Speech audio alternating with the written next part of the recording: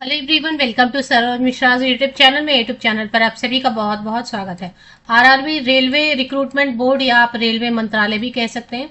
Railway मंत्रालय से भारत सरकार के अंतर्गत गवर्नमेंट ऑफ इंडिया, भारत सरकार सेंट्रल गवर्नमेंट के अंतर्गत अंडर काफी अच्छी वैकेंसीज आ गई हैं। टोटल नंबर ऑफ वैकेंसीज भी आप देखेंगे तो बहुत अच्छी है और सबसे बड़ी बात है कि ये परमानेंट स्थायी सरकारी नौकरी है। अप्रेंटिस या ऐसा कुछ कॉन्ट्रैक्ट संविदा की नौकरी नहीं है, ये परमानेंट नौकरी है, स्थायी नौकरी। भारत सरकार की सेंट्रल गवर्नमेंट की जॉब होने वाली है। बिल्कुल फ्रेश नोटिफिकेशन है जो कि 16 मार्च 16 मार्च को इसकी नोटिफिकेशन जारी हो गई है और डिटेल्ड एडवर्टीजमेंट भी बहुत जल्द जारी होने वाली है। तो इसमें जो डिटेल्स दी हुई है वो कवर कर लेते हैं और बाकी डिटेल्स तो शॉर्टली आपको देखने को मिलेंगे। इंडियन रेलवेज की तरफ से नोटिफिकेशन जो रिलीज हुई उसमें टोटल 11,000 से ज्यादा वैकेंसीज हैं, 11,000 से ज्यादा वैकेंसीज हैं। तो 16 मार्च को ये notification Indian railways, government of India, ministry of railways, 1 page का शॉर्ट पीडीएफ शॉर्ट नोटिफिकेशन है। Railway recruitment board centralised employment notification CEN number 1/2026। तो साल 2026 का ये पहला नोटिफिकेशन है। Recruitment of assistant loco pilot, assistant loco pilot की post रहेगी। कौन कौन इसमें आवेदन कर सकेंगे? फिलहाल ये इंडिकेटिव नोटिस है। इंडिकेटिव का मतलब कि शॉर्ट नोटिफिकेशन है, लेकिन आपको फिर भी मैं बता दूंगी कि असिस्टेंट लोको पायलट की जो पोस्ट है उसमें क्या क्वालिफिकेशन रहेगी, तो आप आवेदन कर सकते हैं। इसके लिए अभी टाइम है, काफी टाइम है। इन्होंने अभी शॉर्ट एडवर्टीजमेंट जारी की और मुझे लगता है थोड़े वक्त में डिटेल्ड एडवर्टीजमेंट भी जारी कर देंगे। इसमें 15 मई 2026, 15 मई से ऑनलाइन एप्लीकेशन शुरू हो जाएंगे 14 जून तक। पे लेवल 2 जिसमें 19,900, 20,000 की अगर बेसिक पे है, लगभग 20,000 ही हो गया ना, ये बेसिक पे है। प्लस आपको एचआरएम मिलेगा, मतलब हाउस रेंट। उसके बाद डीए महंगाई भत्ता मिलता है, 50% से ज्यादा चल रहा है महंगाई भत्ता। उसके बाद फिर आपको प्रोविडेंट फंड 2 मिलता है, न्यू पेंशन स्कीम के तहत आपको पेंशन मिलती है। 5 साल कंप्लीट होते ही आपको ग्रेचुटी मिलने लगता है। इसके बाद आपको ट्रेवलिंग अलाउंस, मेडिकल अलाउंस, ये सारे अलाउंस मिलाते मिलाते अभी स्टार्टिंग सैलरी 37,000 स्टार्टिंग सैलरी होगी। अब जब ये सरकारी नौकरी है, भारत सरकार की नौकरी है, परमानेंट नौकरी है, तो ठीक है, सैलरी अगर थोड़ी कम भी है लेकिन आपको जॉब कट होने का स्ट्रेस नहीं रहेगा। परमानेंट नौकरी के सारे बेनिफिट्स आपको मिलेंगे भारत सरकार के अंतर्गत। एज लिमिट जो जनरल अनारक्षित सीट पे अनरिजर्व कैटेगरी में अप्लाई करेंगे उनके लिए एज लिमिट है 18 to 30 ईयर्स। 18 से 30 साल तक के कैंडिडेट अप्लाई कर सकते हैं।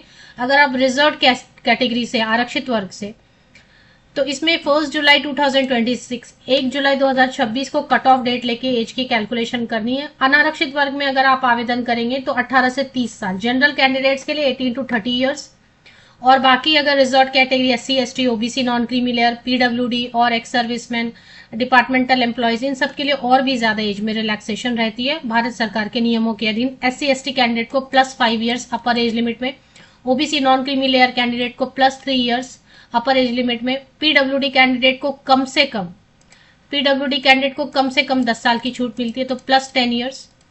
टोटल नंबर ऑफ वैकेंसीज आप जैसे स्क्रीन पे देख पा रहे होंगे 11,127, 11,127, 11,127, 11,127 टोटल नंबर ऑफ वैकेंसीज हैं।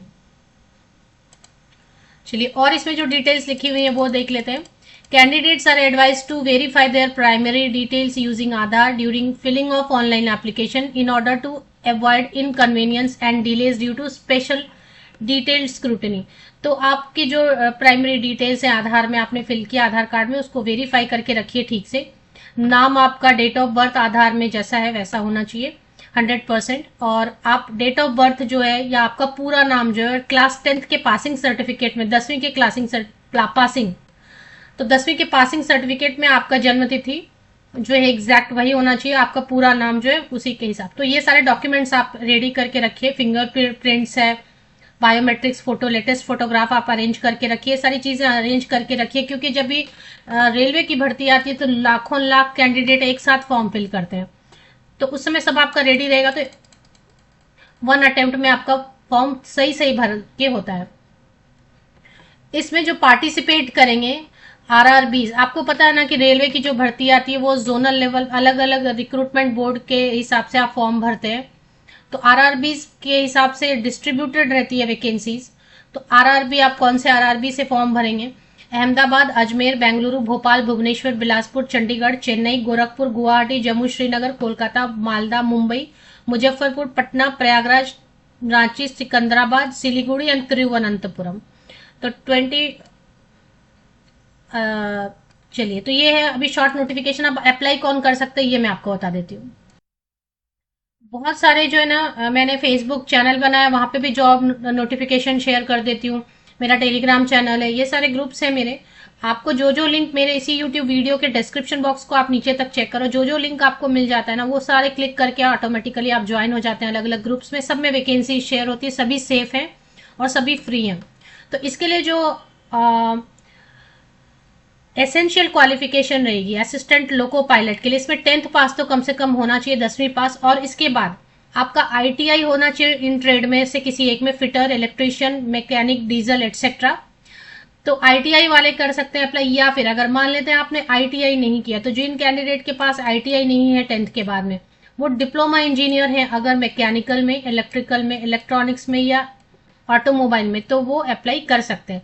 एंड शायद बीटेक वाले भी आवेदन कर सके, तो वो डिटेल्ड एडवर्टीजमेंट आएगी तो चेक करेंगे।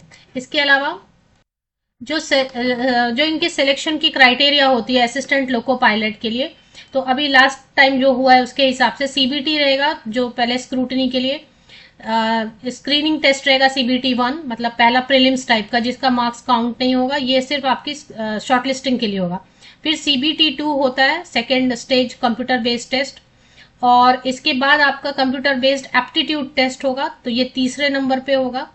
और candidate shortlisted for CBT 2 will have to appear for the aptitude test, और डॉक्यूमेंट वेरिफिकेशन होगा। और मेडिकल फिटनेस एक नॉर्मल जो मतलब एक फिटनेस के लिए एक फॉर्मेलिटी होती है, ये बहुत डिटेल नहीं है क्योंकि डिफेंस सर्विसेज में तो नहीं जाना है ना, तो नॉर्मल फिटनेस की जांच होती है। तो ये है। अब सीबीटी में क्या पूछते हैं वो आपको शॉर्ट में बता देती हूँ, और फीस थोड़ा। तो जैसे सीबीटी 1 में ये क्या पूछते हैं, 75 क्वेश्चन, 75 मार्क्स का, 1 आवर आपको टाइम मिलता है। मैथ्स, रीजनिंग, जनरल साइंस और ये सारे क्वेश्चंस रहेंगे आपको। और नेगेटिव मार्किंग रहता है, 1/3 मार्क्स का रहता है। नेगेटिव मार्किंग मतलब ऋणात्मक मूल्यांकन, मतलब गलत आंसर आप करेंगे, क्योंकि एक क्वेश्चन 1 मार्क का है ना, 1 क्वेश्चन 1 मार्क का है, तो 1/3 मार्क मतलब 3 गलत आंसर आप करेंगे तो 1 मार्क कट हो जाता है ऐसा। जनरल साइंस का क्वेश्चन रहेगा इसमें, general maths, reasoning, general knowledge, current affair, ये सब। सीबीटी 2 90 मिनट्स का रहेगा, 100 क्वेश्चन रहेंगे पार्ट ए में। पार्ट बी में 60 मिनट्स आपको दिया जाएगा, 75 टोटल, 175 क्वेश्चन, 2 घंटे 30 मिनट, 2.5 घंटे। इसमें भी नॉर्मल वही maths, reasoning, basic science, engineering वगैरह के क्वेश्चंस रहेंगे।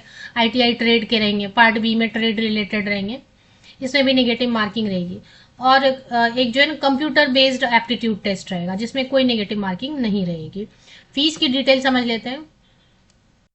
तो मेरिट लिस्ट में सीबीटी 1 के मार्क्स नहीं होंगे ऐड, क्योंकि वो तो शॉर्टलिस्टिंग के लिए, तो 70% जो है ना सीबीटी 2 का मार्क्स ऐड होगा, और 30% जो है जो कंप्यूटर एप्टीट्यूड टेस्ट का मार्क्स। तो इस तरीके से मेरिट लिस्ट फाइनल बनेगा। और इसकी एप्लीकेशन फी रहेगी, जनरल, ओबीसी, ईडब्ल्यूएस कैटेगरी के कैंडिडेट के लिए 500 रुपीज रहता है, SC, ST, PWD and female candidate के लिए 250 रुपीज। अब इसमें अगर डिटेल्ड एडवर्टीजमेंट जैसे ही जारी होगी, तो अब कुछ अगर चेंजेस होते हैं, जैसे ये पिछले बार का जैसा एडवर्टीजमेंट था उसके हिसाब से, अब अगर इस बार कुछ थोड़ा बहुत चेंज करते हैं तो उसके हिसाब से नई फ्रेश नोटिफिकेशन में जो भी चीजें मेंशन की होंगी उसके लिए फिर से एक डिटेल्ड वीडियो आपको देखने को मेरे चैनल पर मिल जाएगी।